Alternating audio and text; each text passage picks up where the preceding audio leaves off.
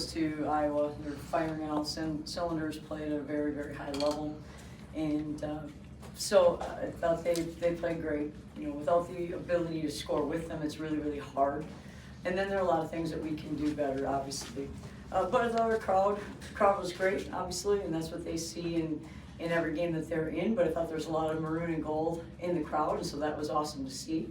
And now we have another opportunity, you know, to go and play in front of I'm guessing it's going to be a good crowd at Penn State, and then also in the Big Ten tournament coming up after that. So good opportunity for us to continue getting better, playing in front of a crowd that's a bigger crowd than maybe we see all the time, and so that's going to help us moving forward. But thought Iowa played really, really well. I think we've got a lot to learn to how to compete and make things happen and play all out and play on edge, but ultimately you got to be able to score too, and that's been something that's been a little bit of a struggle for us, so we got to keep working on it. Questions for Amaya Battle, please.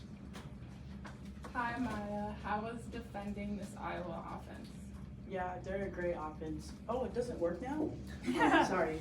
Yeah, they're a great offense. Oh, it's working now. That's right. They're good. Have a great offense. They're super efficient, and you know they've been running that system for a while. But yeah, it was pretty tough, obviously. But yeah, they had a great offensive game and defensive game. Amaya, before the game, I saw you with like a Starbucks in hand and the headphones. Does that kind of help you loosen up? Like, I saw you notice get like looser as the game goes on. Does that like help with that? The Starbucks was not mine. I was throwing it away. But yeah, I love music, so listening to music does loosen me up. Yeah. I noticed you would write little notes on your shoes as well. What were Oh those? yeah, I don't write block shoes today. They don't have anything on them because you can't see. But I usually write like some Bible verses, and then I write audience of one because we play everything we do is for God. And then I usually write. I have like two sayings, one that my mom would say, and then one that me and Kennedy say. Pretty loaded. Amaya, you've had a chance now to go against Caitlin for a couple of years now, so you've seen all this before. But I mean, how does it feel to, you know, since kind of be a part of history today? Does that make it harder, or is that something you'll remember? I mean, I think it's really cool that she's out here breaking all these records, and being able to play against her, and she's a great player. Yeah. Amaya, you were attacking a lot of different ways today, the pull-up jumper, attacking the rim. How does it feel to see those baskets going in and just knowing that you have the versatility to score in different ways? Yeah, I mean, anytime you score, it feels great.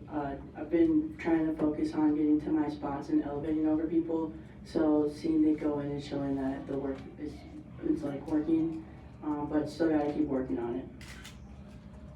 Amaya, I know you guys had always stated that your goal as a group when you came in last year was to have Williams Arena like this most of the time.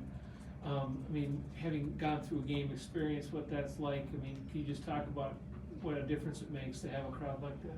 Yeah, I mean, anytime you have a big crowd, especially cheering for you, it's great because you can feed off the energy, and it's nice to see all the fans out there that support us, so hope to see more games like that. Any more for Amaya? All right, Amaya, you're going to exit to your right. Oh, Olivia will take you down. Questions for Coach, please? Coach, obviously Caitlin breaks the record tonight, yet another one passing Woodard. Could you just talk a little bit maybe about how, like Coach Bruder said, that the NCAA really doesn't recognize what came before them, and how you feel about that, because I know that you were a young player coming up when that was all changing. And second, just kind of your impressions on the game that Clark had tonight. Well, obviously she's the most dominant player, the best player to have ever played in the women's game, bar none. And to do what she does game after game is almost mind-boggling, honestly. I have a lot of appreciation for what she's doing. In terms of her game today, well, I think it was really tough. We didn't do a very good job. You know, obviously the very first ball screen they set, we changed into a drop coverage because last time we played a little bit higher. But then, and you can't go underneath, and we went underneath the first one. So that was a missed assignment on, I think, the opening tip play. And then the next possession, I think, was in transition, and she drove to the baseline. And I think we had a kid come over and kind of help, but she turned the corner and got all the way to the rim on two kids, is kind of what it looked like.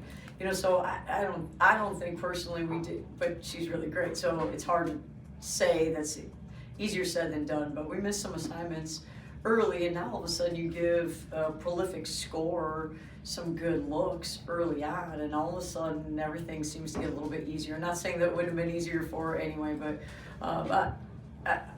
ultimately, you know, she's pretty special. Good? Coach, you talked about the struggles with scoring offensively. There were a couple sets in there that looked really nice, especially like Grace coming off of a roll-off in the middle of the lane. How do you scheme up more looks like that for a younger team that is struggling from deep? Well, I thought at halftime what we talked about is that we had at least, let's say, 13 or 14 shots scored, opportunities around the rim, and I think we made 3 of them. You know, so ultimately, you get the ball in the spot you want to get it. We have to be better and more efficient at scoring it. And then in the third quarter, you know, take your time, lock your eyes, finish around the rim. Some of the little things that we work on every single day a lot. And then I think we missed our next maybe 2 or 3 on top of that, and then started making a few of them. But you know, in order to really score efficiently, you need to hit open arc shots, or you need to score at the rim more, and ideally do both. But you know, we got to keep working on attacking the rim and scoring there. Coach, 14,000 plus in the building tonight. What was that experience like for you to be in the middle of a crowd like that? And what do you hope these people take away with them after being here and being part of this? Well, our goal going into the game, and it was great. Like I said, I think, you know, certainly Caitlin Clark is really special, and a lot of people come to watch Caitlin Clark and Iowa. And again, I was firing on all cylinders. I thought there was a lot of maroon and gold in the crowd. I really did. It was really impressive. It was really fun to be a part of that. You know, now our goal going into it was to say, have all 14,000 people leave and say we competed at a really high level. But I don't think that we really did that. So now again, we have an opportunity to learn from it, and so that's what we have to do. As the season comes to an end, how has it been coaching for the Gophers as it is your first year? Well, I think we're trying to get better. We're trying to compete, and I love our young ladies. I think they're fantastic people. I think they're great teammates. You know, we have some struggles, but at the same time, we've also done some good things during the course of the year. All right. Thanks, guys. Thank you. Thank you. Coach, you can come this way.